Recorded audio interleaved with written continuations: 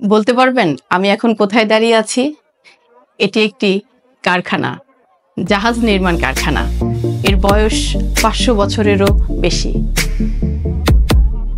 এই যে জীর্ণদশার ভবন দেখছেন, কে বলবে একসময় এখানেই প্রাচীন বাংলার অত্যাধুনিক সব যুদ্ধ জাহাজ নির্মিত হতো? হ্যাঁ, এটাই মহান বীর অখণ্ড বঙ্গের রাজা প্রতাপাদিত্যের নৌদুর্গ। এখানে 500 নৌবহরের সমন্বয়ে গড়ে তোলা হয় এক শক্তিশালী নৌযুদ্ধ জাহাজ তৈরির কারখানা। রাজা প্রতাপাদিত্য 12 ভূঁইয়াদের একজন শক্তিশালী সামন্ত রাজা ছিলেন। তার বীরত্বের খ্যাতি সমগ্র ভারতবর্ষে ছড়িয়ে গিয়েছিল। 1584 সালে তার রাজ্যাভিষেক হয়। তখন মুঘলদের অত্যাচারে সমগ্র বঙ্গের মানুষ ভয়ে আতঙ্কিত থাকত। রাজা প্রতাপাদিত্য ক্ষমতা গ্রহণ করেই মুঘলদের বশ্যতা অস্বীকার করেন এবং কর প্রদানও বন্ধ করে দেন। বঙ্গদেশের যশোর সাম্রাজ্যের নৃপতি মুঘল শাসনাধীন ভারতে স্বাধীন স্বরাজের আদর্শ স্থাপন করতে চেয়েছিলেন এই বাঙালি সম্রাট। ফলাফল 3 বার মুঘল সেনাবাহিনীর সঙ্গে যুদ্ধ এবং 3 বারই রাজা প্রতাপাদিত্য জয়ী হন।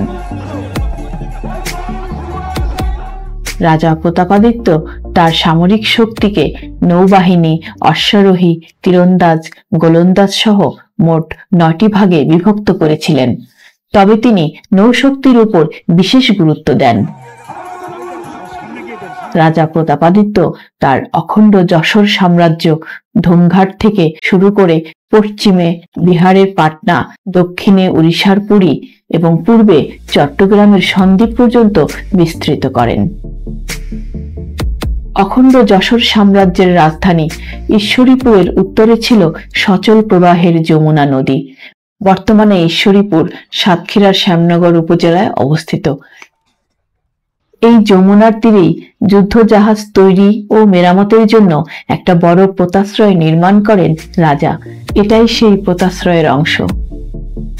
রাজা প্রথম দিকে জাহাজ নির্মাণের কারিগর এনেছিলেন পশ্চিম বাংলার সপ্তগ্রাম থেকে।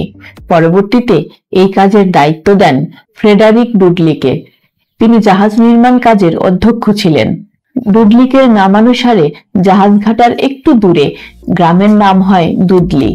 দুদলিতে ছিল জাহাজ নির্মাণের ডক। সেই সময় ইউরোপে জাহাজ নির্মাণের মূল কাঠ ছিল ওক। রাজা প্রতাপের কাছাকাছি ছিল সুন্দরবন, সেখানে প্রচুর সুন্দরী গাছ। জাহাজের তলা ও ডেকের কাঠ হিসেবে সুন্দরী বেশ প্রশংসা অর্জন করে। মূল নকশা অনুযায়ী এই নৌদুর্গ উত্তর দক্ষিণে লম্বা 100 ফুট। এতে মোট 5টা কক্ষ রয়েছে।